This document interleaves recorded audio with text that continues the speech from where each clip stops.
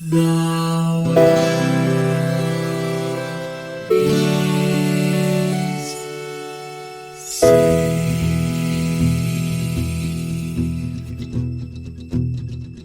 The living room's dark, save for light being cast from the big TV screen and the imminent sunrise that's teasing the one starry sky with whispers of morning.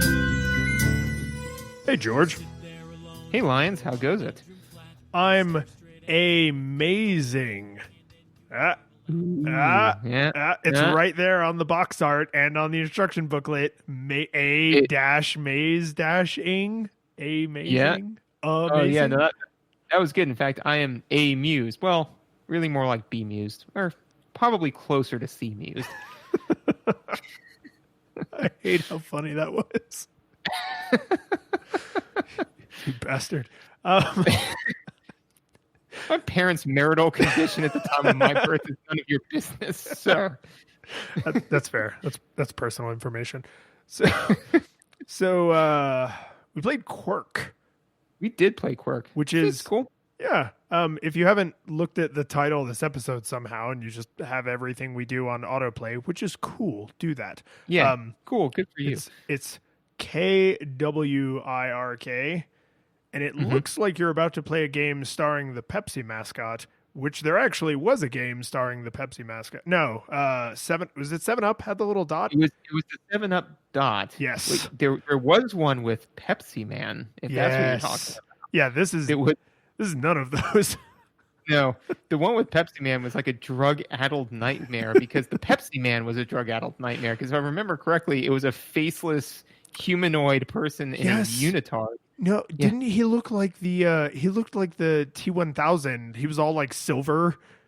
Mm-hmm. Yeah. Yeah, but he had like the Pepsi logo, and then the Pepsi Man one was where he was like running around the city trying to collect Pepsi tokens or something. Video games are weird. Yeah. We should play that one at some point. Oh, Jesus Christ. Pepsi Man. Well, I'm afraid to say this next fact out loud after you made that statement, which was this game was a listener request.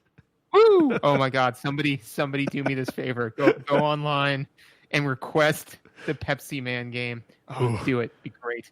We listen to you guys. I don't know if I ever played the Pepsi Man game, but I did play the 7-Up game for some reason. But anyway, that's not this. This is Kwirk. This is a Game Boy game from March of 1990, which I know I've said this before, but I can't say enough how much Game Boy era games throw me off because they're so simple looking and sounding that my brain just throws them back like a decade to like the Atari era. And then every time I look at when it actually came out, I'm like, right, because miniaturization is hard.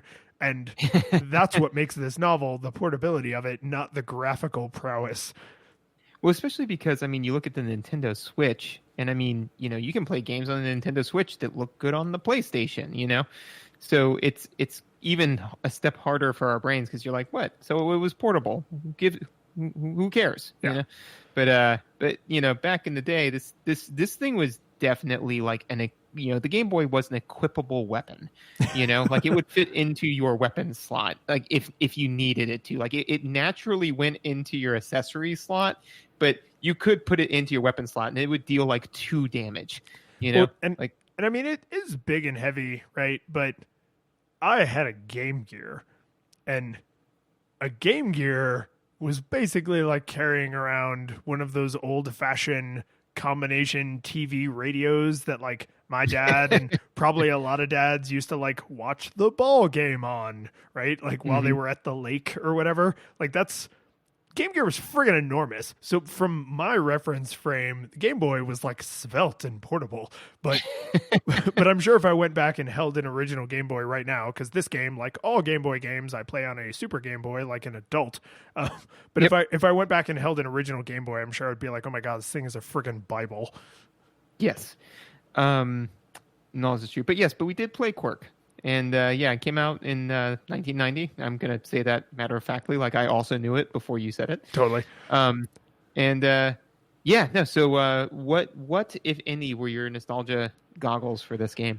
So when this was first requested and I looked it up, I kind of had that moment of like, I have no memory of this place. right? Do the little Gandalf side eye.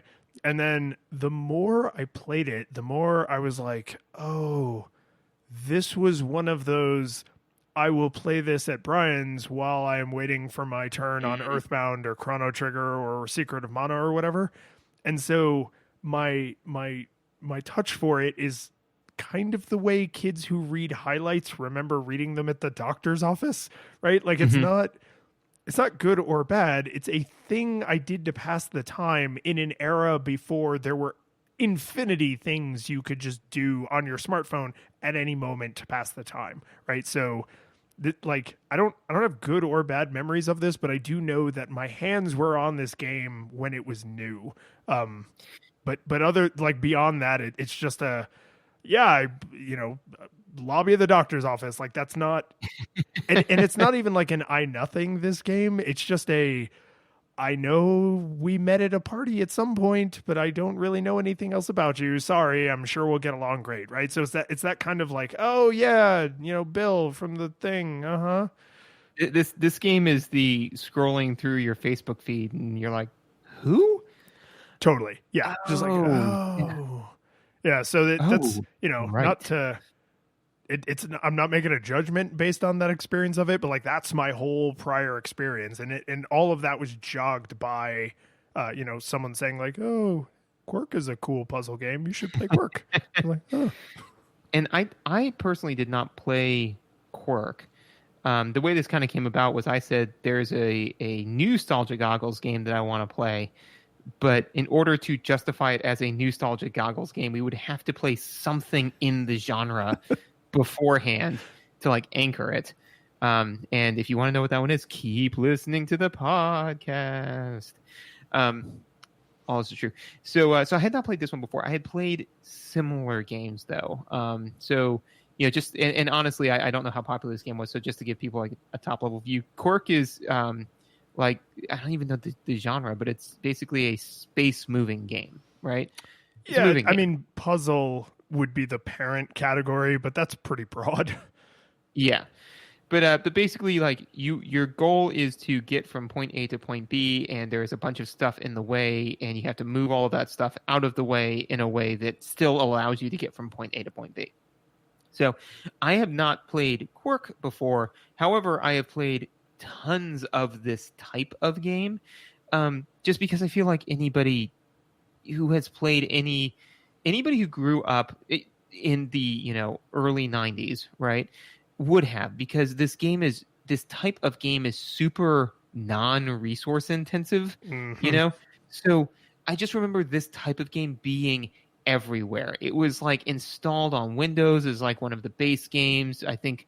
Or I just remember playing like a traffic version of it a while back where, you're moving cars. Yeah, you got to get through the parking lot. I mean, there's infinity versions of this before and after Kwirk, right? It is the midpoint of an infinite list. Yeah, exactly. I am confident that, I mean, and honestly, in the same way that, people play Tetris all the time when they're trying to cram a whole bunch of stuff into a car, right? Like I'm sure that you could make the argument that this game has existed since man owned things, and like had to move those things about to get from point A to point B. So no, I have not played this game specifically, but I have played similar games to it. And yeah, so you want to do your shilling? Oh, I do want to do my shilling. So this episode, as it's released before the end of January, you still have time before the end of January to do the Celeste giveaway. Link in the show notes. Basically, TLDR, we're giving away copies of Celeste. So go listen to the 2018 year in review, go fill out the survey, and then you might win, and that's cool. Also, because of all this stuff that's been going on through December and January, we got a bunch of new followers, a bunch of new listeners. We appreciate all of you. If you're new, welcome. If you're an old timer, thanks for sticking around. All right, so that's and we've gotten some truly heartfelt reviews on the iTunes or Apple Podcasts. That like I keep joking about like, oh, we got to do like a favorites review like mini episode, but like now it's getting to the point where I'm like, there's enough in there that I'm starting to have new favorites that are like dethroning old favorite reviews. And that to me feels like the trigger where you actually have to like, okay, now now we got to hold some of these people up on a Totally pedestal. do instead of like a bottom 3, top 3. We should just, because I mean, I feel like they kind of make it jerks to be like, here are the 3 worst comments that we didn't like. Like that's pretty awful. I mean, I guess you could make the similar statement for the games, but I'm not talking to the developers. I'm not asking, saying like, oh, your game didn't quite make the cut. And then they'd say, and you've made exactly how many games? But that's not the point. The point is that we could totally do like a top 3, top 3 comments. And let's do that. And we may do that very thing. So thanks for all that. Keep following on the social meets, the Twitch, all that stuff. For the last week, I've been streaming a game that's super not a Nostalgia Goggles game. And one of our patrons actually came into the chat and was like, oh, hey, because they're on East Coast time. And they were like, oh, hey, I'm actually up late enough to catch your stream. And it's this pile of garbage. And I'm paraphrasing a little bit, but that was kind of the tone that I got from them. Nice. And I was just like, yeah, it's a long story. I'm playing this game because I essentially lost a bet. But what game was it? It's Final Fantasy 13-3, which the full title of it is actually Lightning Returns: Final Fantasy 13-3. Again, it's an obnoxious story. I'm sort of enjoying it. But I'm sorry. I stroked off in the middle of what you were saying. What game are you playing? It probably doesn't matter. I stroked off in the middle of saying that title. Yeah, so it's the antics continue, which is tremendous. So thank you to everybody, new and old, to these shenanigans. Now we can do the visuals thing. So visuals, this game had them. They were performing at or near expectations for a Game Boy game. Okay, there's one and only one thing to discuss above all other visual things. Go on. Why does this game give you camera options, and why does the default camera option exist when it is the vastly inferior one? Yeah, I don't know. It's like, it's odd, I mean, because I started playing because it starts with the 3/4 view, the diagonal view. Yeah, they call it diagonal view and bird's eye view. And if you imagine like a modern 3D game, one would be looking down from like a 45-degree angle, and one would be looking straight down from a 90-degree angle. Now imagine that on not a modern 3D game, on a very tiny green screen with 10 pixels by 10 pixels, that you do not have enough information to convey a 45-degree angle. So what you end up with is the crappy version of the game, which is unfortunately the default, and then the obviously superior version of the game, which is a choice you have to make every single time you play. Yeah, and that actually kind of touches on one of the things that, for better or for worse, the game does, which is it gives you a tremendous number of options. When realistically it's like, yeah, I kind of want some of these decisions to just be made for me. Like, a part of me felt like I was getting decision fatigue before I even started playing the game. Where I was like, okay, that's fair. There's a lot of things to do. Yeah, and especially the first time you boot it up, it's just kind of like, okay, so what do you want to play, going up or going down? I mean, a lot of them are very nebulous, and this is immediately straying away from visuals, but whatever, I do what I want. Well, you're talking about the UI of getting into the gameplay. Yeah, sure. So, at the very end, it's like, hey, are you going up? And you're like, going up, I guess. It's like, cool. Do you want to play on easy, medium, or hard? I'm like, I don't, medium, I guess. I mean, I'm smart, but not brilliant, so we'll go with that. It's like, cool. Do you want diagonal view or 3/4 view? I'm like, or 3/4 view, or sorry, it's the diagonal view or top-down view. It's like, which one do you want? I'm like, diagonal. I like Legend of Zelda, I think. So like that's kind of I think 3/4. That's cool, right? It's like, cool. So you ready to start playing? I want a nap. I'm just gonna turn the Game Boy off and come back to this in 20 minutes.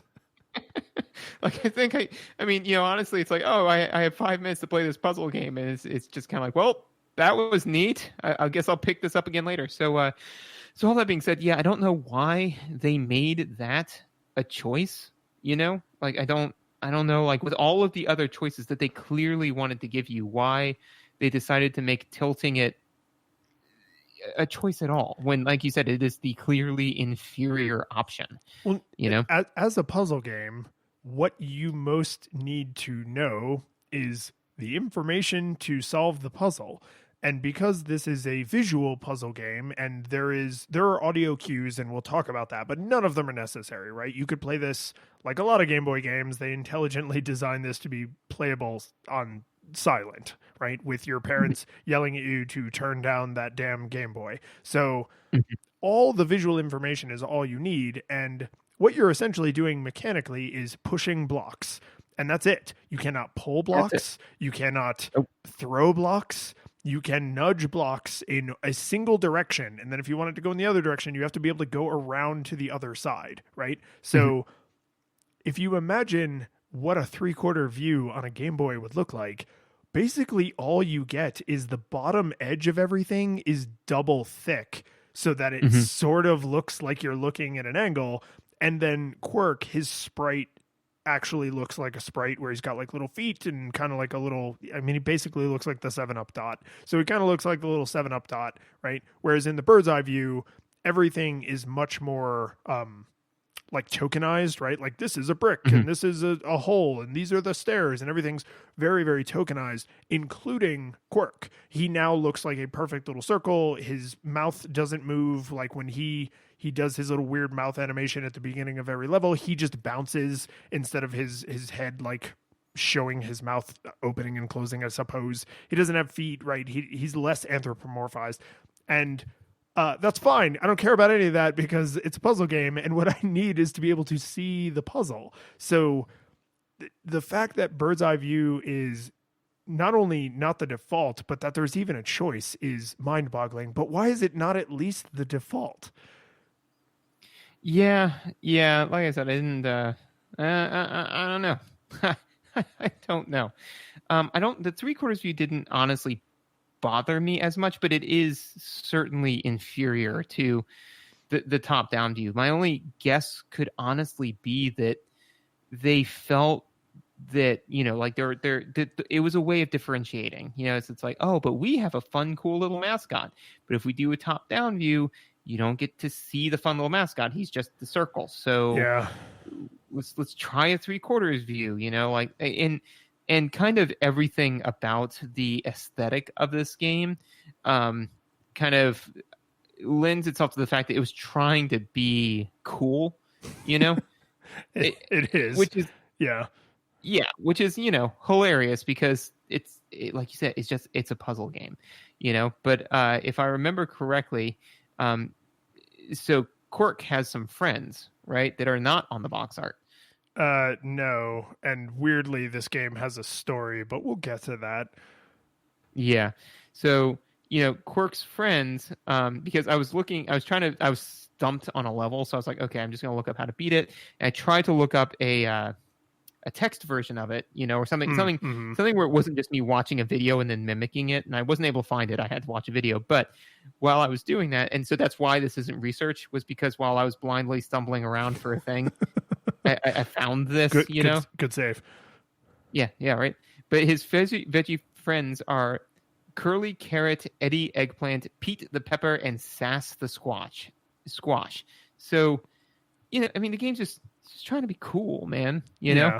And the only way to really kind of get that across would be with a 3/4 view. But I think that then they're kind of optimizing for the wrong thing, you know? Yeah, and I mean, again, the fact that this game even has a story is almost insanity on its own. But I would accept the bird's eye view not being the default if the diagonal view conveyed way more visual information, not like to help you solve the puzzles, but about the characterization of the little vegetable people or the world that they live in. But it really doesn't.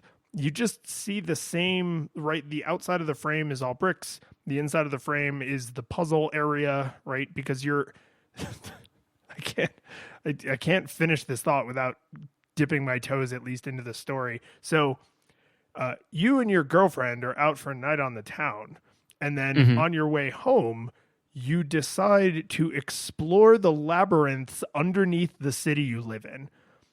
Sure, as you do. Yeah. Right. So you go into the labyrinth and then your girlfriend gets kidnapped because what would a video game in the 90s be if there wasn't a princess that had to be rescued? And Of course. Yeah. that's why every level is all bricks around the outside and then like crap you have to move out of your way because you're trapped in these labyrinths and you're trying to rescue your girlfriend, right? So Right. the levels, the way they look is not themed. They all look 100% identical. There's no attempt at color or shading. There's no attempt at variety because that's not what it's about, right? Like this is Tetris in its simplicity with just the thinnest paint job of like characterization and story leveled on it, visually. And frankly, I just don't know why, right? Like there isn't enough story to justify like, oh, well, you need to see it at this angle because this is a real person walking down a real hallway. And it's like, yeah, I could imagine a real person walking down a real hallway looking straight down on them. Like I could still believe that. Yeah. And I mean, and I do think that the visuals kind of fell down in another area for me personally. And I don't know if you had a similar experience, which was, so he does have his little veggie pals, right? Mm-hmm. So Kwirk is, he's a circle, right? Okay, fine. And also too, like he's the only thing that is like rounded, like he is clearly, and the minute you start moving, that's what you're moving. So you're Kwirk, got it. And again, this is kind of straying into mechanics a little bit, but when there are levels where you have to, with the veggie friends, help you out, right? And I literally, the first level with a veggie friend, I didn't think to press select, and they looked enough like just the background that I thought they were something I needed to interact with. Yeah, no, 100% with you. Yeah, so then, I did the 4 things you can do, which was push on it from all 4 sides, and then be like, okay, I guess it's, I don't know. This looks like something, but there's nothing about the way it looks, and no visual affordance for me to say like even if there was just an arrow that said, "You're a veggie pal," or if there was a little animated video that popped up and said like, "I'm your pal, Sass the Squash." I keep saying squash, whatever. I can't do this right. Yeah, not squatch like Sasquatch, like squash. But anyways, she's like, "I'm your pal. Let's go save your girlfriend together." Whatever bananas thing, whatever drug-addled nightmare you're on. But no, none of that. So that visual for me fell way flat because then without literally this key thing in the puzzle, right?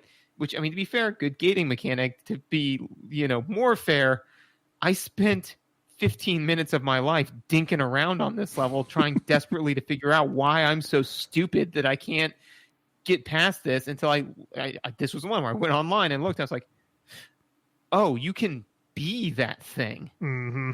Welp. So yeah, the complete lack of visual affordance is there. Even if they had just animated it, so that way it was like bouncing up and down, I would have been like, oh, I mean, clearly it has a walking animation, so I would have done something, but no, I mean, like, so little visual stuff like that, it really kind of fell flat. It seemed not thought out. Well, and all the text is either completely unhelpful, right? Where it's like, because the 3 modes are heading up, going up, heading out, and then versus mode. So it's like, right. I can guess what one of those is, and I have no idea what the hell the other 2 are, right? Right. So right away, like the first thing it asks you to do is pick a mode, and I'm like, the first one, I guess. Sure. Right. And then the difficulty is like, easy, medium, hard, or whatever they call them. Like that, it's okay. Like level 1, level 2, level 3, I get like these are increasingly difficult puzzles because I understand that this is a puzzle game. But then, like when that screen loads, they could fit a couple sentences of text on the screen and just press select to become Pete the Pepper or whoever that asshole was. Like I don't know why they just. I'm sure it's in the manual, right? Like I'm sure in the manual it says like, oh, these are like the 3 ways you can interact with the world, and one of them is pressing select, right? You can push on stuff, you can undo like your last operation or reset the puzzle, and you can become your veggie friends if your veggie friends are present. But those are your only 3 tools. But it doesn't tell you that in the game. Like nowhere in the game does Right. it communicate that information. And I know it's a Game Boy, but like you've got that little screen. Put some damn words on it that tell me how to play the game. Yeah, no, and I mean, and again, this is a like in the does it hold up kind of mentality of like, well, it's in the manual, and you had to read the manual on these old games. Like, yeah, and I don't have to read the manual anymore, so I don't. I am not in the habit of reading the manuals. So if it's in the manual and that's the only place that it is, then to me that is absolutely a strike against the game, because we have learned now that it does not take a lot of time. There are different. I think if I remember correctly, there was kind of a back and forth that Isaac Asimov had with like this one person about like degrees of wrong. Yeah, right. I think like, I think it was the relativity of wrong. You goddamn intellectual property thief. Say what? You goddamn intellectual property thief. So to pull back the curtain, Lyons educated me on this right before we got on, and I was seeing how much he would get away with me stealing it from him on the air. The answer was not much. Not much.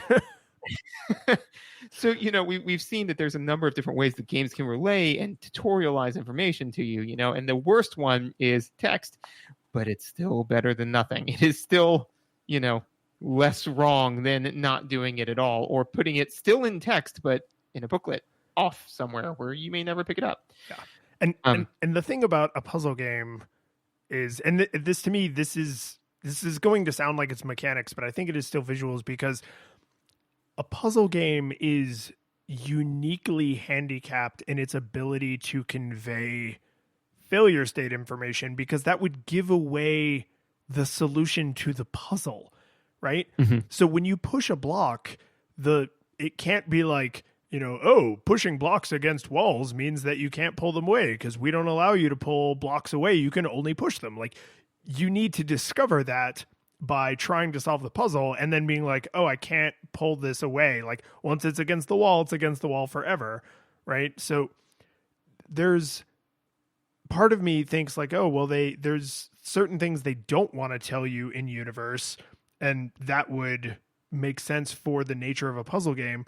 But then there's a lot of other things that it's like, you need to at least communicate to me how the basic mechanics of your universe work. And you can do that through things like, the characters that can be controlled, like bounce in some way, or a single line of text on the screen, or a friggin' arrow that points to them, and like it points to Kwirk and then it points to them, or they high five or something at the beginning, something like, and this is particularly frustrating because I played through a crap load of levels and the veggie friends only show up a couple of times. So not only do they not communicate this to you, but you could realistically play massive chunks of this game and never see them. Yeah, no, you can. They are not, because the minute that the veggie friend showed up, I was like, oh, well, I guess I'm going to see a lot more 2-player levels. And then no, they all kind of disappeared. And so then the question is, there's 99 levels, cool. 10 of them have veggie friends in them. Maybe there only needed to be 89 levels. Yeah. Yeah, Totally. One of the other things that my other main note for visuals that I kind of wanted to make sure that I touched on was, and I did put this in the visuals, which is the redo button and the back button are too close to each other. Way too close. Too close. And so I'm going to go off on a wild tangent here for a second, but I feel like it'll emphasize my point. The very, very first LIM system that I worked with, or the data acquisition software that I worked with, right? You would work up the data and then you would upload it to the LIMS, right? And so, you'd work up, like, take you an hour to work up all of this data. You're going through each chromatogram. There are 80 different analytes on each shot that you would look at, each one, to make sure that all of the mass to charge ions were perfectly lined up exactly where they needed to be. And then when you went to upload it, the delete everything I just did button was right below it, and you had to right click, and that's how those two buttons appeared. So it's not like they were buttons like on a taskbar. It was a right click drop down. Ooh. So move my work further along the process was right above delete everything I have done thus far. And for whatever reason, the designers decided to put the redo the entire level button right next to the back button. And I know what you're about to say. It's not right next to the back button. There's a button in between those two. But if you hit up, it rotates you to the bottom, which means that they are right next to each other, because that is absolutely something I screwed up a handful of times. And literally one time it did make me quit, because I was like, you know what? I was looking for a reason to put this game down for a little bit. And that was the reason, because I just spent 5 minutes and I think I finally got to where I needed to be. I just made one mistake. And then all of a sudden I was right back to the beginning. So I don't know why they decided to I mean, because they're all in just a row, right? And it would have been just as easy to put it next to the thing, right? So everything you need to select is like down in the row. And then if you wanted to go back, you could hammer over. Also, again, to the default should be undo the last thing I did, not restart me at the beginning of the level, especially if you're hammering through it very quickly. So the entire way that is visually laid out is wrong. Yeah. Something they're not doing, because they just chose not to do it on the Game Boy, is delete all of my work and set me back to the start is a dramatic enough alteration to the current state of things that in most like software you would see, are you sure? Right? So that if you do misclick, right, because a button is poorly placed or because whatever happened, like then you can back out. But this does not do that. So all three actions, not only are they all effectively one away from each other because of the way you can rotate on the menu, which is that's a good detail to catch. Good job. Not only are they all effectively, side by side, but all of them have no confirmation step, which I get, like it's a game and it's a Game Boy game. So the fact that there isn't a confirmation step, but then maybe make it like 2 or 3 taps to get to the reset all of my work, and maybe make it like 2 or 3 taps to get to the back me out and throw me back to the title screen, because I don't want to lose all my work. Yep. Well, and also too, okay, so on the home screen, right? It's A that brings up the menu for whatever reason instead of start, right? Yeah, I have some thoughts about this in controls. Okay, so we'll get that. I struggled with this a little bit. But the long and the short of it is instead of making it a visual thing, it should, you should have to hit start, restart my run, which is a confirmation step, right? Because that's what you're saying, right? Is you need it needs to be a two-phase thing. Mm-hmm. Like when I try to log into a highly secure account, it then like sends me a text message and stuff like that, right? Needs to be 2 keys to unlock the door, right? Whereas the back button, I mean, just make that the B button. It's B for back, So if I screw something up, I just hit B and then bam, I'm back. Like that's it. That's all it had to be. It doesn't have to be a visual. It doesn't have to be visually cluttered. It just has to be a button. B for button. B for back button. So, I think I could actually connect this to visuals. So the buttons that bring up menus that are related to the current puzzle should not be visually displayed in the menu that has the like change your entire state of playing the game, right? Mm-hmm. So the quit the puzzle entirely and walk away is in the start menu, and the restart the puzzle, which is tantamount to walking away, that's also in the start menu. But the B button, which takes you back, the back B button, right? Yes. That is a core game mechanic, just like you would say jumping in like a Mario game is, right? So like that's mapped directly to a button, right? So you can actually clean up the UI substantially by the only 2 things in that screen. Now your visuals are way more clear, because it's like, are you picking from a menu? These are destructive options. Are you playing the game and pressing buttons? Well, you're using the D-pad to move around. You can't pull things, and you push them by just walking into them. So the only thing for the face buttons to do is be back, B button. Like, yes, this would be a dramatic improvement to the controls of this game, and the way we tie this to visuals is it would simplify and clarify the visuals.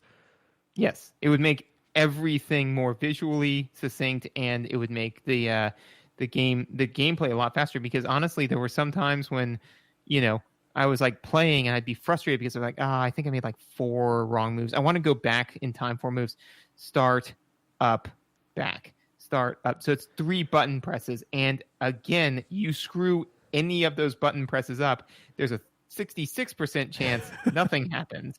There is a 33% chance that you nuke the earth and you go back to the beginning, Yeah. So not fun. No, it's not good. No bueno. No, that's I was very annoyed with that, and we definitely, I mean, there's no way around it. We definitely just did like almost the entire controls section. Yeah, my B. No, but I think it's my B. But I like. You didn't get it the first time. No, so I did. like, I was just not going to humor you the first time. Oh, really? Oh, sorry. That's also my B. Well done.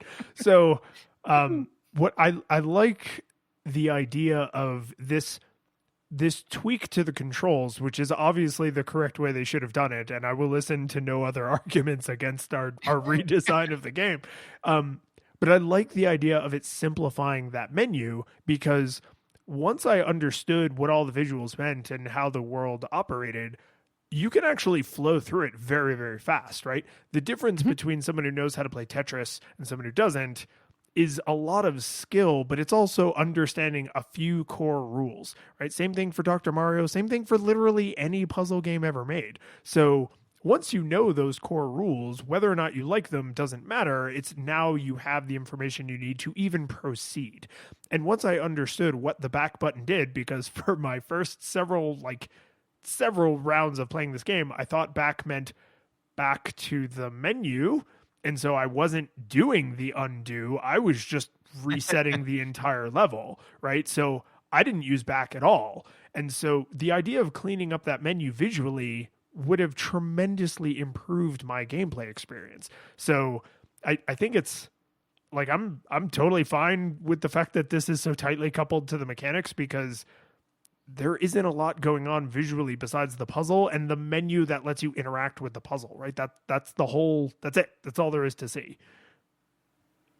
Yeah, exactly. No, it's good. Do you have anything else for visuals? That was the kind of the crux of my visual stuff. My only thing is, I got over this very fast, but I did mention in my notes, like, it's boring. Like, they optimized for they optimized for knowing what everything is, right? But there's no visual variety. You're never solving puzzles in a jungle or in the desert, right? Like, they're not attempting to do that at all, and it really comes through. I got over that really quick, right? Nobody looks at Tetris and says like, oh, it's so visually unspectacular. Well, some people did, and that's why there's a bunch of weird alternative versions of Tetris. But most people, you don't go to Tetris for visual variety. It's you enjoy the puzzle, right? And right. I got over and enjoyed the puzzles just like you would expect to do with a puzzle game. But the fact that there is like a little weird story going on did make me just kind of go like, oh, I'm still in the endless bricks land, right? Because I'm thinking of this character as a character on a journey of some kind, which makes you sort of like feel the visual sameness a lot more. Whereas if it was there's no escalation of visuals. Yeah, exactly, right? Whereas if it was just a puzzle game for the sake of being a puzzle game, then it's like, well, I don't care what it looks like at that point, as long as I can have the visual information I need to complete the puzzle. So it's like it's in my notes. I did get over it, but I was just kind of like, the fact that there's a story makes the visuals seem more boring. That's interesting, and I would definitely agree with that, because basically, what they did was they kind of they poorly telegraphed a core aesthetic, right? Because they gave it a narrative, right? And even though, like, if you say, well, obviously narrative is not a core aesthetic to Mario games, you're not playing it for the narrative. But all Mario games, even though there is no one would argue that no one knowing what they're talking about would argue that narrative is a core aesthetic to Mario. But because they have added a narrative, it's no longer just you jump and shoot, like it's there is some escalation of the visuals, even all the way back to Super Mario Brothers, the Super Mario Brothers, right? But eschewing that from this game kind of leaves it empty. So it's like either A, you have to change some of the visuals, or B, just remove the narrative component altogether. But it's got to be one or the other. You can't middle ground that, which is I would not have thought of had you not mentioned it. Yeah, and like I said, it didn't break the experience for me, but once I became aware of it, I was just like, and then it kind of took me a while to get over it, but I got over it. But I can't imagine having that little valley with Tetris, right? And just being like, right. Oh my God, the blocks are still the same color. Because like, who cares? It's a puzzle game, right? But here, you're just like, I care for a second. Yeah. So one thing that I looked up as we've been talking, just because it was niggling at me, and I couldn't let it go. That he's a tomato, not just a circle. What? Yeah, Kwirk is a tomato. Oh, I didn't notice that. Now that's going to bother me. So thank you. But no, so before when we were talking about what type of game this was, and we said it's a puzzle game, that's pretty broad, right? So it is a transport puzzle game, right? Huh. So, but here's where it gets cool: is that so it's transport puzzle, right? That has subgenres, right? Of course it does. So the subgenres are labyrinths. The player runs one convoluted pathway. There are no dead ends. Versus mazes, where a player runs a fixed set of pathways with many dead ends. Which I don't know if that's like, Oxford English defensible, but that's kind of a cool distinction that I never knew about until now. But then the third one, I'm not making this up, is Sakoban type puzzles. Player pushes objects into place. So Sakoban, which was the game that we had initially discussed, is me being like, oh, well, I want to link it to this other game, so we should play Sakoban because I think it was one of the first. It apparently defined the genre. So that's kind of cool. But anyway, so this is a Sakoban type puzzle. It's a Sakoban type transporter puzzle. Yeah. This is why there's an old George Carlin line where he's like, I have an interest. I don't have any hobbies. Hobbies cost money. Interests are free. Like that's, I feel like when you start categorizing things, that's when you start to get into hobby territory, right? When you go into a shop and you're like, oh, hey, I'm looking for a puzzle game. And the nerd who's like super hardcore into puzzles is like, well, are you looking for a transporter? Are you looking for like a Sakoban transporter? And it's just like, I have $20 and some time to kill. Like, please help me. Yeah. No, but so that was neat. But audio? Indeed. This probably like in Tetris and in Dr. Mario and in any puzzle games we will play in the future is going to be terrifyingly short. Yep. And I think this is a place where, for whatever reason, we sometimes differ. For the music, I just imagine like when we talk about this, I don't know whether we're going to be on the same page, but just imagine I am eating a half English trifle and half a shepherd's pie because I liked it. So the song is cute and charming, and like every other puzzle game, it's the song, like capital T, the song, right? There's no, and even in the other modes, right? There's no other music. So you get a little song every time you start a mode, and then you have the song that plays while you're playing, and I think there's like a little jingle on the title screen that's unique. I also I thought the little jingle was perfectly charming, and I actually did one of the 99 level runs on easy just to see if I could do it. So, and I had the volume up the whole time, so like I listened to it nonstop through all 99 of those levels, and I was like, yeah, this is fine. Like it kind of just fades into the background. It's sort of upbeat, and it's kind of almost like a chimes kind of, it's like very high pitch kind of melody. And I'm with you. It's totally fine. Yep. Yeah, no. So the music I thought was charming. I liked it. It was good. I did like the one audio affordance I was able to pick up on, which is that it does make a noise when you are pushing against something that cannot be pushed. Yeah, it's like a brum, brum, brum, brum. It's like it's one of the few low noises. Yeah, so I liked that just because, again, it lets you, the player, know that you're doing something wrong. It's like, or you are attempting something that you cannot do. So you don't have to worry about like, oh, well, maybe I wasn't pushing on it hard enough, or maybe the game wasn't registering my input, or one of the million other things that you can start to think when you have now thrown 10 minutes at this puzzle and you've gotten nowhere because you can't quite figure it out. So all of a sudden you start going back and start checking the game against itself. It kind of helped alleviate that for me, because I'm like, okay, no, I need to push on this. It's bwomp, bwomp, bwomp, bwomp. Okay, I can't push on this. So like I now know that, and now I can stop trying that as opposed to going back and trying it. It's like that is a non-option. And I kind of like that. Yeah, and you get that information visually when nothing happens, right? It doesn't flash or blink or do anything like that. It's just, it doesn't move and you don't move, right? Kind of like in a lot of Zelda games, when you like try and lift something before you have the gauntlet, you go like, right? And there's like a clear, you can grab it, but you can't lift it, right? You don't get any kind of visual information like that.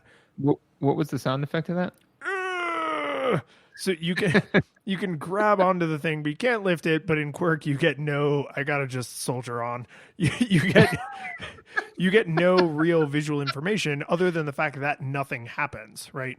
And having this one kind of like, as long as you hold in the direction you can't push, it continues to make the no noise. Right. So I'm with you. Like it just adds that extra little like, yeah, the button works and we're telling you you can't push this thing in that direction right now. Yeah. And like I said, like just that additional thing, because I could see myself being, especially, I don't know if this is true of everybody's personality type, but when I get, especially with video games, when I get really frustrated, I'm not the problem. The game is the problem. This is not an ID10T error. This is the fact that the game is fundamentally broken and I'm right, right? So this helped curb that particular habit, because as opposed to being like, well, no, the game's just broken. It's just not registering my, like literally it helped lock into my brain. This is a non-option. You know, what you are trying to do will not work. It will never work. It is not a solution to this puzzle because you can't move this. So, because otherwise my brain might say like, well, maybe I didn't push it hard enough. So let me get the whole puzzle set up again so I can push on this thing again. Like it helps bookend it in my mind. Well, and you say it, that choice of words I think is actually meaningful. Maybe I didn't push it hard enough, because there are puzzles there. I would even go so far as to say lots of puzzles where there are multiple things you can push that can potentially be butted up against each other, and you cannot push more than one thing at a time. So like if you have two square blocks and you back them up to each other and then you go on to one side and try to push on it, you cannot push both blocks at the same time, right? That is the same as pushing that block up against a wall for the purposes of continuing to move it in that direction. And so knowing like, oh, this is a thing I can move, it is a block. This is another thing I can move, it is another block. And then getting that kind of auditory, now you can't move it, good job, moron. Like that's yep. It's like I said, congratulations, you played yourself. Because they don't move, like you are getting that information visually, but there is something satisfying about like the game going, no, stop it. Okay. All right. That's really all I had for audio. Well, I have to mention that there's a walking noise, because that's you cycle time, me walking noise, right? Like we each have our crosses to bear. And yes, I noticed immediately that there was a walking noise. And then after like 2 hours of playing and, you know, across different sessions, I was just like, why doesn't this bother me? Because it's every single step, it makes this like whoop, whoop, whoop, whoop, whoop, whoop, whoop, whoop, walking noise. I was like, why isn't this driving me insane? And then I realized it reminds me very strongly of the noise that it makes when you pick up a blue orb in Sonic 3's bonus stage.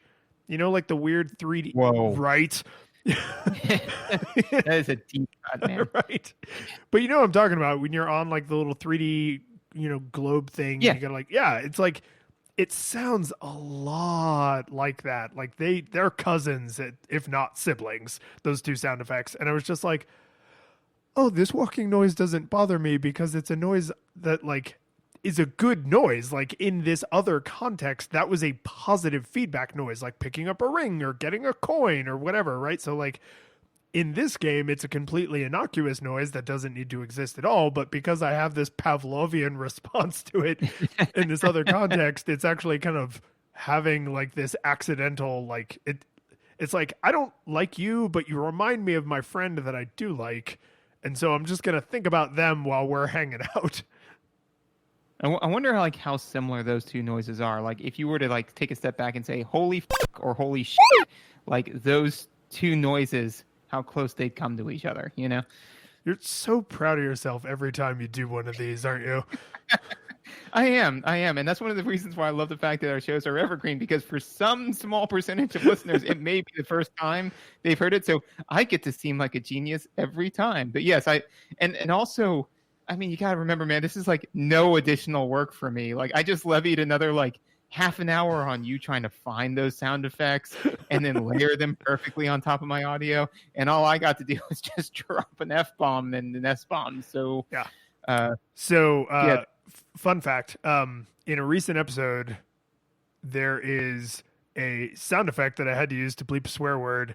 And there were 3 versions of that sound effect. I believe this is in this month. Yeah, it's in Goldeneye. So there's 3 versions of the like pew, like super Western like bullet miss or miss the target, and I was like listening to them trying to decide which one I was going to use, and then I was like, wait a minute, there are 3, and there's 3 swear words in the episode. And so they actually, not only are all 3 of them in the episode, but all 3 of them are in sequence if you pulled them out, like if you do a ROM hack, which is what I have to do to get the sound effects out, like they're actually in order that you would find them in the directory of the game's files, which there's no reason any listener would ever put those 2 things together, but it makes me happy. Yes, and also too, when inevitably we reach Simpsons level popularity, this is the type of fan base stuff that they're going to be like, "Did you know?" Yeah, so that's how our toxic fans will make other people not feel welcome. Is they'll be like, "Oh yeah, well, which game did they play when they used all 3 gun sound effects to censor curse words?" And then those are the people we have to be like, they're not cool. We don't like them. Come be fans. No, they're not cool. Like when it's just like, oh, I really love how they'll use sound effects from the game, like in GoldenEye. Yeah, those are the cool people. Yeah. And then somebody would be like, oh, well, actually, in that episode, it's like, no, just stop what you're doing right now. Yeah. The people who can explain the time travel joke in the Chrono Trigger episode, those are the cool people. Yeah. No, I like those people. So yeah, anything else for audio? No. Like I said, audio is always going to be a wash, and if not for these 2 tangents, it would have been way shorter. So gameplay, mechanics, all that kind of good stuff. So one thing that, and I don't know if there's a way to kind of get around this in Sokoban games, but it's something that you kind of mentioned, and I think it's just kind of worth. I don't want to derail your thought, but knowing that term is on the road to being the wrong kind of fan. It doesn't put you in that territory, but it is one of those things that like you're gonna want to. Not you personally, a person would want to use that term because it's like exciting to know the exact term for a thing, right? And so when someone's like, oh, I was playing, Baba Is You, I was playing Kwirk, I was playing, Sokoban. It's like, oh, did you know Sokoban actually defined that genre? That's not what you call that kind of puzzle. And you can share that information at a cocktail party and not come across as a total schmuck, but it's way easier to come across as a total schmuck. It is, and I think it's all in the delivery. Totally. Where it's just, are you bringing this up in like a, hey, here are some hors d'oeuvres. Like I like these hors d'oeuvres. You may also like them. Or you could just never have them at all. That's entirely fine. Or are you saying like, here are my hors d'oeuvres, and if you don't like them, then you're obviously some plebeian. And it's like, it's like, dude, don't ever bring your hors d'oeuvres over here again. So the moral of that is, don't bring your hors d'oeuvres. Don't bring your horse devourers.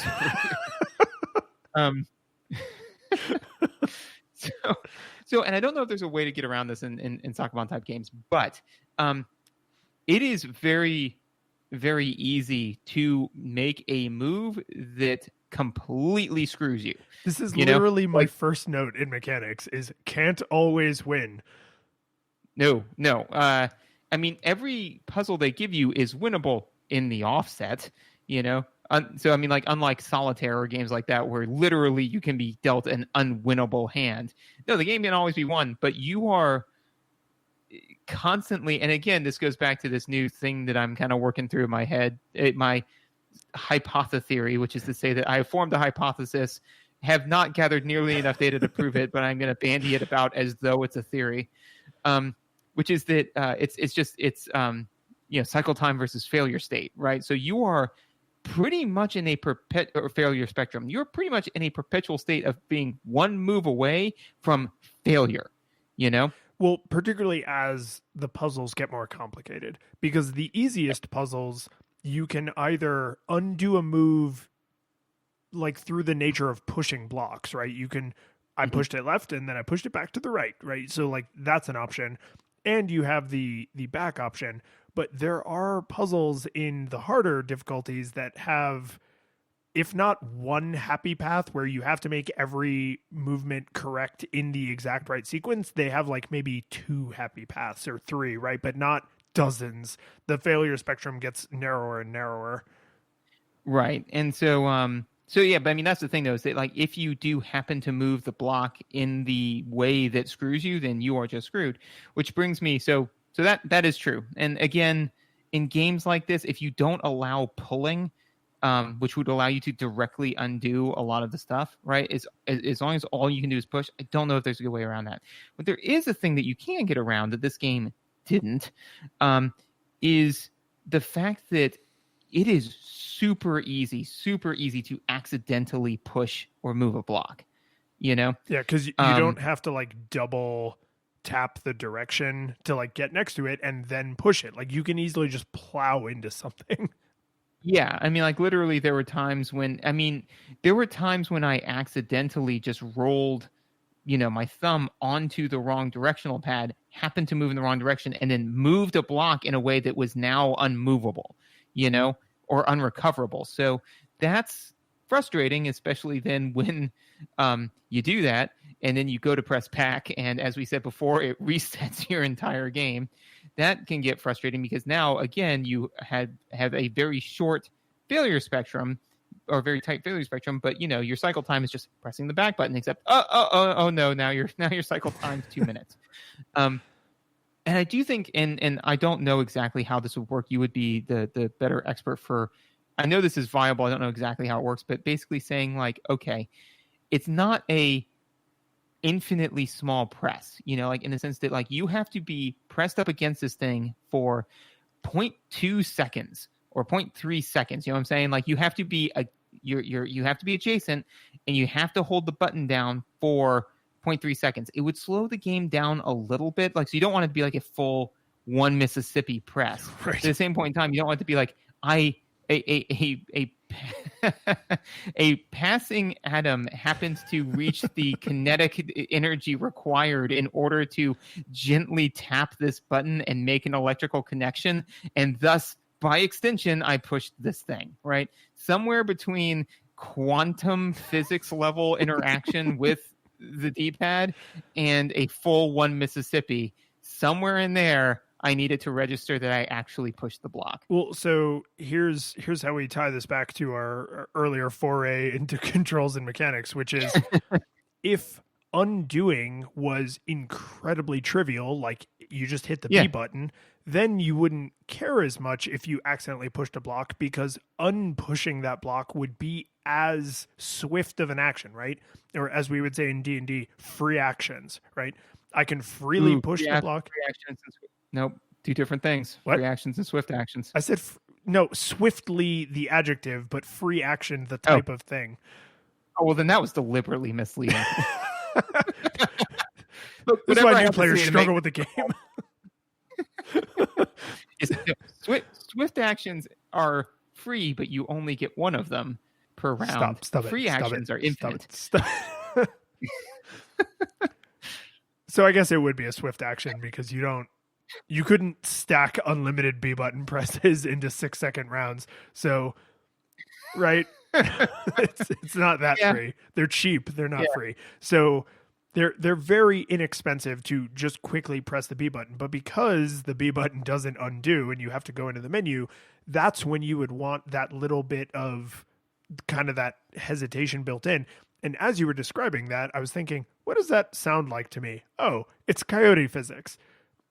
Yeah. Like, just give me a tiny bit of delay so that if while I'm walking down a hallway and approaching a block, I don't let go of what is now the walk button, which will also become the push button when I'm directly adjacent to a block, right? Just insert that tiny little delay so that if I don't let go of the walk button right away before it transforms into the push button, I don't accidentally execute a push when I didn't mean to. That is essentially how I understand coyote physics to work, right? If I press the jump button half a second after I've run off the ledge, just give me the jump because that's more fun. Well, and actually you kind of hit on another thing that I think might, I don't know whether it would work better or worse, but I'd be interested. I'm sure games have done it, but I'd be interested to see how it plays out, which is, so as it stands right now, B opens the menu or A opens the menu. And the other one does nothing as near as I can tell, right? So what if B was for back, because B back, right? A is the push button, by which I mean like you have to hold down A in order to push blocks in the same way that you have to hold down B in order to run in Mario, right? If you want to play it on the fly like I do in Mario, I never not hitting the B button. Right. You know, the B button might as well be always hammered down. But still, there are times I'm doing like really nuanced stuff where I won't hold it down, right? But 99% of the time I got that button down. Why not do the same thing here, right? Just hold down. You could hold down the push button, but if you're, about to walk through several blocks where you don't want to interact with them at all, you just don't hold down the A button, and then you won't push anything. You can't, and then, yeah. Yeah. I mean, so a trade-off there, and it might be worth it, but just a trade-off that immediately leaps to mind is right now you could technically play this game one-handed, right? Because if you don't make a mistake and you don't have to open the menu, you could play this with just the D-pad. And so if you had to press a button to interact with a block, that would forcibly make it a two-handed game, which is, again, maybe that trade-off is worth it, right? But I feel like there are ways they could deal with this. And I would actually probably marry some of these. Like I would do the menu streamlining by moving back to the B button, right? And then also add in the coyote physics of pushing a block, because then that feels like a better balance of the controls are really stupid simple. And if you screw something up, it's really easy to fix it.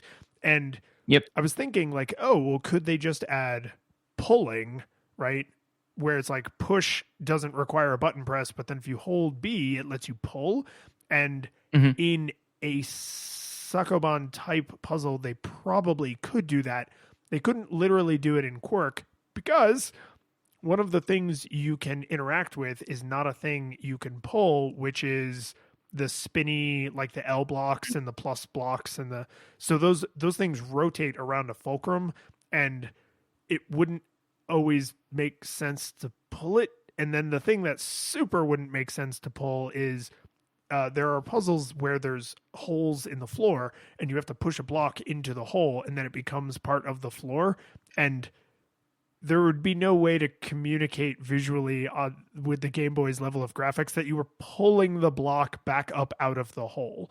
So if you have more mechanics than just literally push and pull, then I think you need a button that's undo, broadly speaking. Like just undo whatever the last thing that happened was. If it was a rotation, if it was a slide, if it was a drop into the hole, like just undo anything.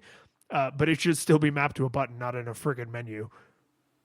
Yes. And my vote against pull is simply the fact that, I mean, yes, could you do it? Absolutely. It would mean rewriting every puzzle in the game, because the challenge is the fact that you can't do that. So there's a whole lot of stuff that would like open up. It would be like saying, a solution to a problem in Mario is just giving Mario the ability to fly, and it's like, well, yeah, but that does like kind of fundamentally change the interaction. So I'm totally fine with the ability to pull, but that would dramatically change the game. Well, and it would change the game in a way that is significant to the puzzle design, not just that it would allow you to solve problems in a different way, but you would then bake that into your puzzle design.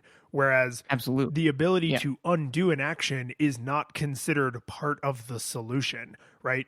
But if you had the ability to pull blocks, you would design puzzles where it's like, oh, I have to pull this block before I, can then walk around it to the other side and then go push it, right? So it would change everything in a way that having an undo does not. I still want it mapped to a button though.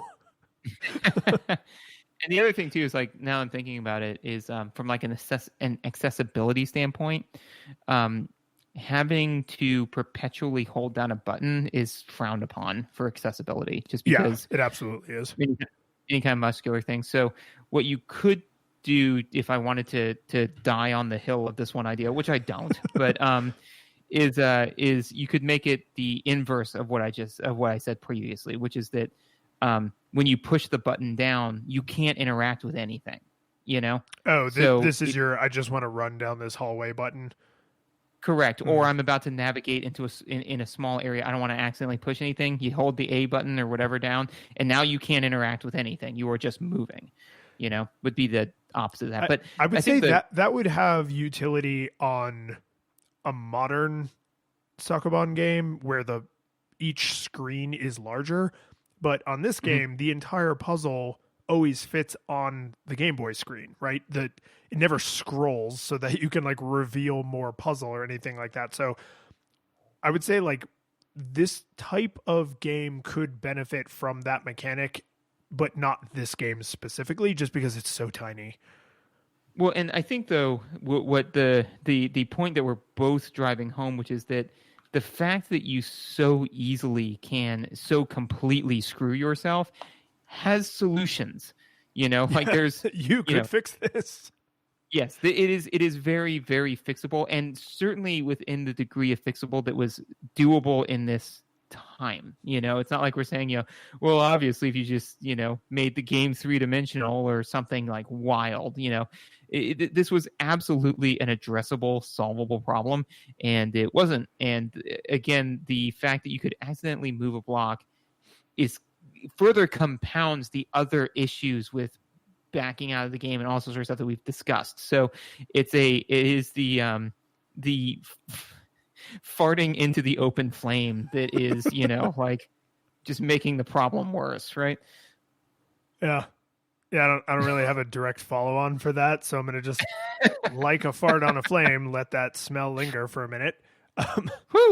But one thing about the mechanics that I wanted to give particular kudos to, because it didn't jump out at me at first that this was an option, and then once I realized what I was being presented with on the menu screen, I was like, oh, as far as I can tell, every single puzzle and all game modes are unlocked from the second you turn the game on.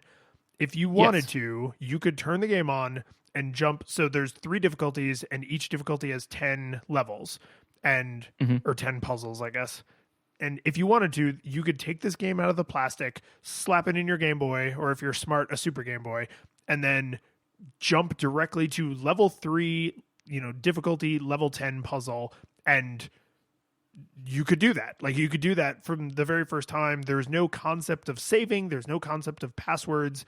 This is almost a pure puzzle game in that way, where it's like, yeah, there is a little stupid story and it's dumb and I wish it wasn't there at all because it adds nothing and it detracts in some ways. But I really appreciate the pureness of the form, that it's like, yeah, if you want to see this specific puzzle and practice it and like you're planning to, when you get to the playground later, you're going to play your buddy in versus mode, and so you want to like practice this one puzzle like over and over and over and over. Like, yeah, go for it, you totally can do that.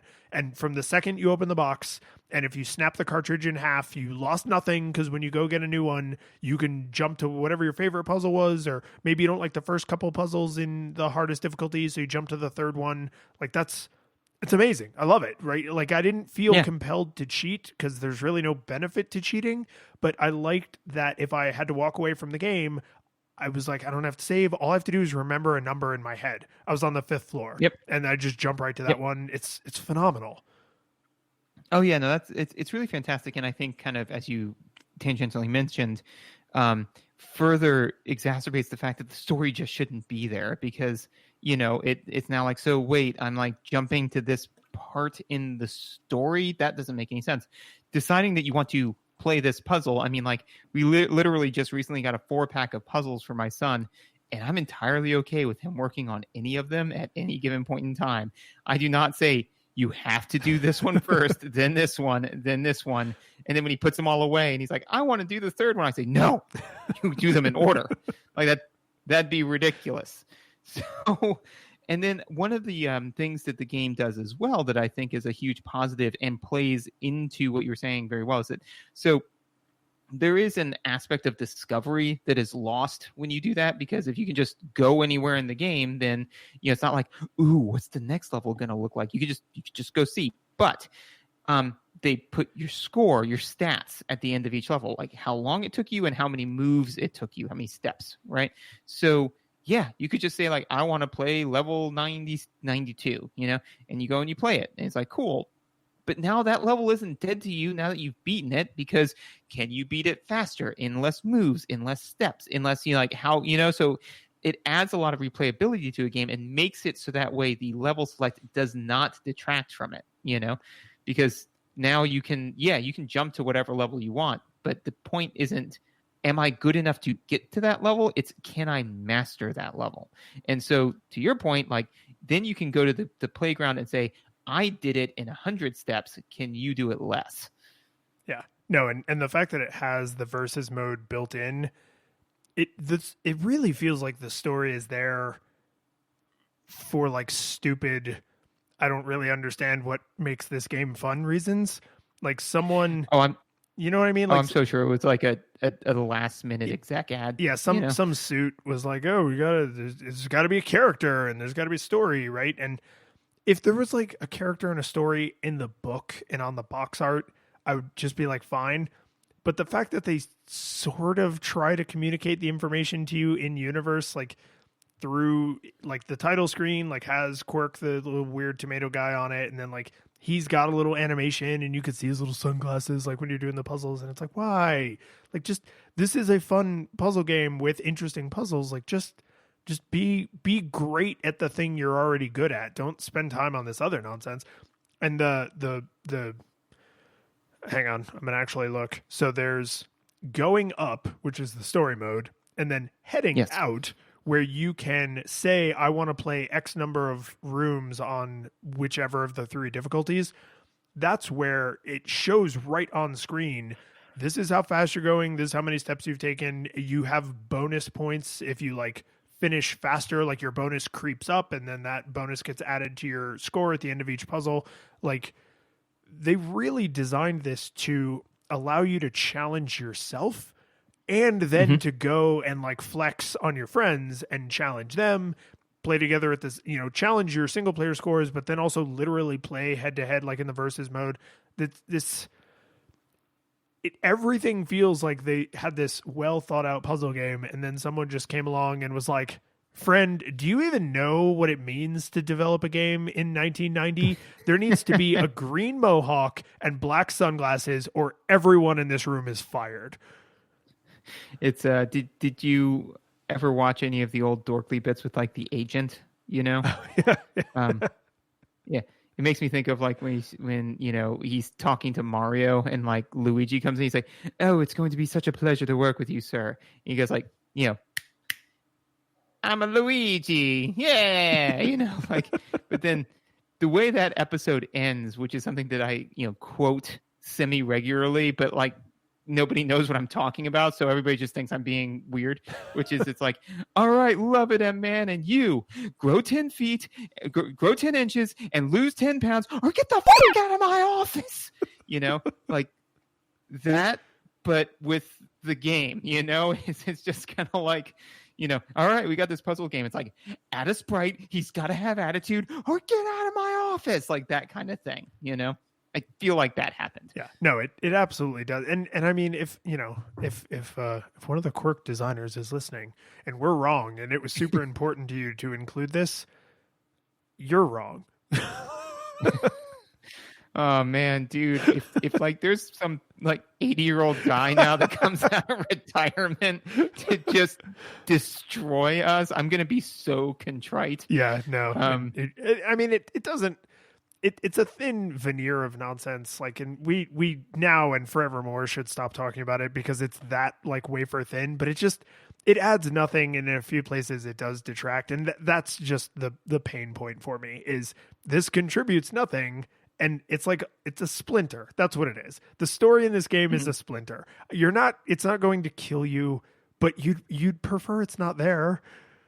Yeah, kind of all the time. I had two other things that one of them I just wanted to touch on real fast, and actually both these I just kind of wanted to tap on. One of them is you can't fall down pits. I like that. Agreed.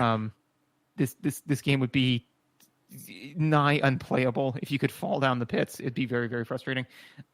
Also, and I'm kind of okay with this. At first I was frustrated by it, but I'm kind of okay with it, which is that from my own personal experience, the levels are not linear in their difficulty, right?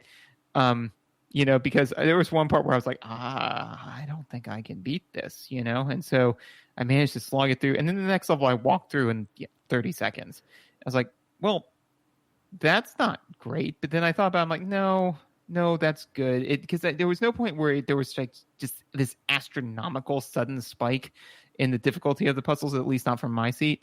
And it's nice to kind of like not have everything just be this slowly creeping, I'm dumb, I'm dumber, I'm dumbest. It's nice to be like, okay, there was that thing, and then there's a bit of a fall, and then it gets a little bit more difficult. So I was like, at first I was like, stupid.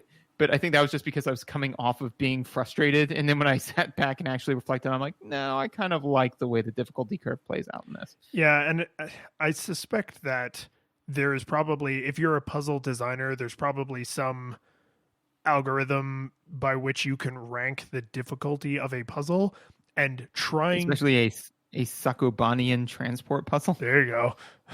A Sakoban like. But if you then design, I don't know, however many total puzzles, there are 100 puzzles, and then say, okay, now rank them in a perfect 1 to 100 difficulty order. Like that's not realistic, right? So however, by whatever means they rate puzzle difficulty, I'm sure it is not that precise. So to just say like, yeah, these are all hard, these are all not as hard, and these are all the easiest of the puzzles we designed, like that's enough grouping. Yeah. Sorry, when you said Sakoban-like, it made me think back to, like toxicity, right? And the fan bases be like, oh, what type of game is this? Oh, it's a Sakoban-like. Actually, it's really more of a Sakoban light, Oh, no. Like, because in this one, you can get better equipment that actually allows the later puzzles to be way easier. Exactly. So it's your player's avatar that gets better, not you, the player, that gets better at solving the puzzles. Therefore, it's a Sakoban light. Why are we doing this to ourselves? Because it's funny. But anything else you want to touch on in mechanics? No. The one other thing I will tack on to your comment is that if you play like the 99 level thing, because I had to try that at least once, I noticed that there are some definite repeats in there, but they are usually either mirrored or flipped over. And that, depending on how the puzzle is, literally just rotating it can be enough to make it feel like a completely fresh experience. And the only reason I noticed that in a few cases is because there were enough unique features, or there was like one or two symmetrical features that rotating it didn't change where those features were, right? It had rotational symmetry, or mirror symmetry along a specific axis. But I like, which actually can sometimes screw things up completely. yeah, I can. Like in gloves. But but I liked that. I like that they give you a huge number of puzzles, but at some point they had to just be like, okay, just take this one and rotate it. That's confusing enough, right? Right? Is 100 puzzles enough for you monsters? Well, and also this was made in 1990, which means they were just coming off of like the cocaine fueled 80s, right? So they're just like yeah, so just like flip this one around, right? Like that's good, right? Okay. Now it's lunch. Okay, no, I'm not gonna be like, all right, I'm awake. Now let's do another puzzle, like that kind of thing, where they just kind of hit it all. Well, I mean, if the game was released in 90, they were building it in 89. Yeah, they were. So. What were we talking? Oh, right. So with all of that, did it hold up? Yeah. I mean, I got to give this no nostalgia goggles required with the knowledge that as a puzzle game, you have to have the rules explained to you. And unfortunately, they don't do that through gameplay. They do it through, you just have to have the rules explained to you. So I am way more accepting of you just have to have the rules explained to you in a puzzle game kind of gaming experience. And so that's why I don't love it, but I will accept it. But I mean, the puzzles are fun. The music is charming. This game, I think, would actually be, if you did the coyote physics for pressing on blocks, I think this would actually play tolerably well on a smartphone with the stupid touch D-pad, because you don't really need, there's no twitch controls, there's no sudden reactions, right? It's not that kind of game. So I could imagine taking this wholesale and porting it directly onto a modern smartphone and just pulling it out, playing 5 or 10 puzzles while you're waiting in line. There are surely Sakuban puzzle style games, and now that I know what that genre is called, I can go look for one. But this to me is the kind of game that I would pull my phone out of my pocket for, and because the puzzles are simplistic in their design, they totally work on a Game Boy size screen, which means they would definitely work on a smartphone size screen. So I would say not only does this genre have tremendous longevity, but I would recommend this Sakuban game to someone. I would say go, get your Game Boy, go, find an emulator, go beg Nintendo to add it to Switch Online or whatever. It's worth playing. It's fun. I would totally recommend this. For me personally, I would go more nostalgia monocle. I pretty much agree with everything you said. To me, because this game is so ubiquitous, this game genre, this game type, there's been a million of them in the same way that there's been a million Tetrises. But I think if I kind of juxtapose those two things, there's been a million Tetrises.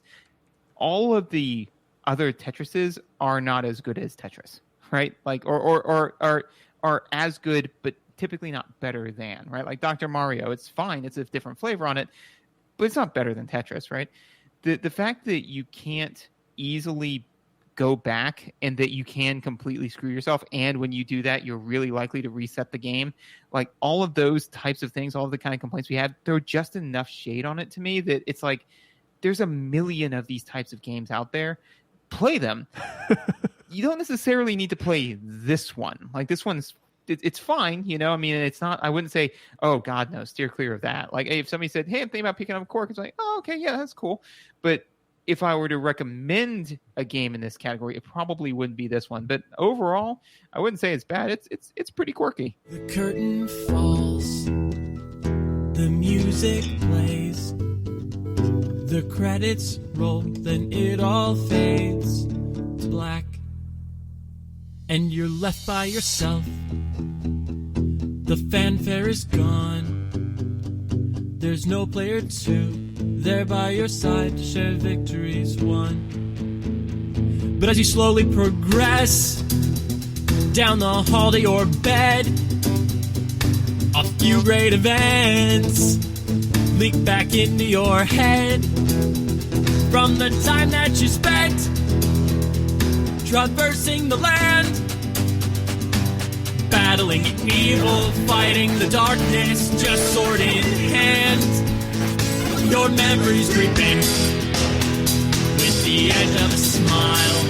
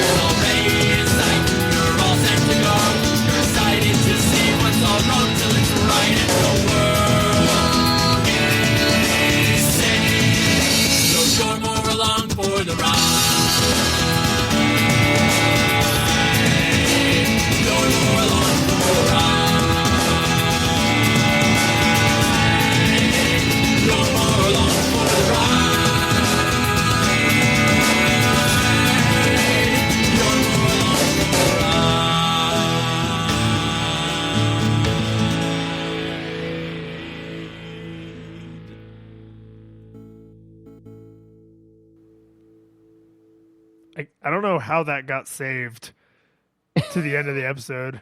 I think it's because deep down we were both trying to avoid saying that.